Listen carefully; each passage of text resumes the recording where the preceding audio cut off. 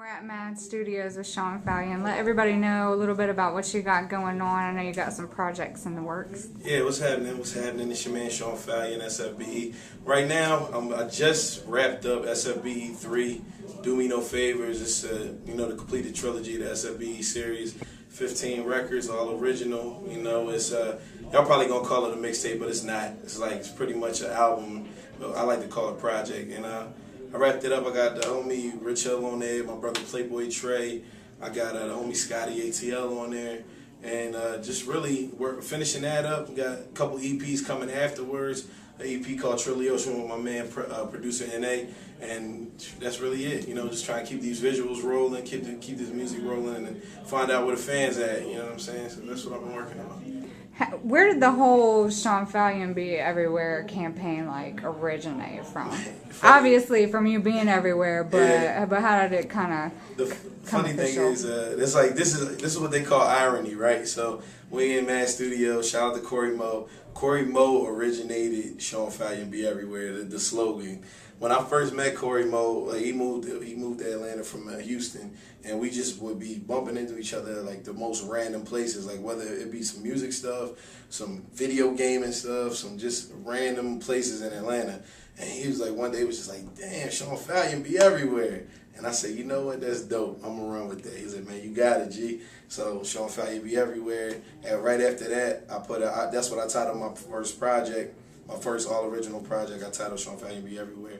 Just been running with it. Speaking of Corey Mo, as far as the type of music he makes and such, what would be some of your favorite country rap tunes of all time? Man, favorite country rap tunes of all time. That's one of the.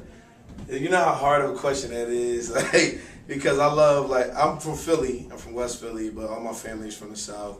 Majority of my family, so I've been listening to rap forever. But country rap tunes, man.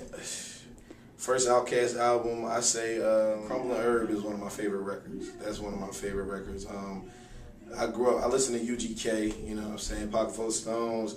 Man, I listen to a lot of stuff. Big Mike from Texas, Having Things is one of my favorite records. I ain't gonna lie, man, when I first moved to Atlanta, a record I was bumping a lot, and he wasn't even from Atlanta, it was Some Thugs, Already Platinum.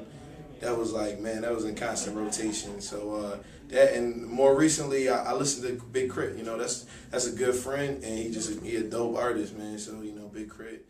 What's the difference between the scene where you grew up in Philly and here? What would be some I guess musical differences or cultural differences, or what would you expect when you go up there? Well, down here it's more hospitable. People are they're more open than they are in Philly.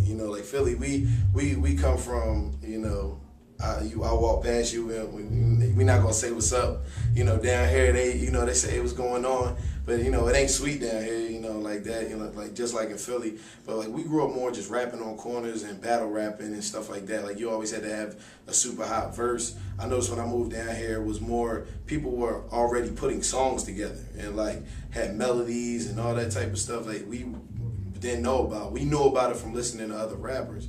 But we was just all about a hot verse. When I was growing up, I went to a high school called Overbrook, and we used to just be in the lunchroom every day, being on the table and just rapping and going at it.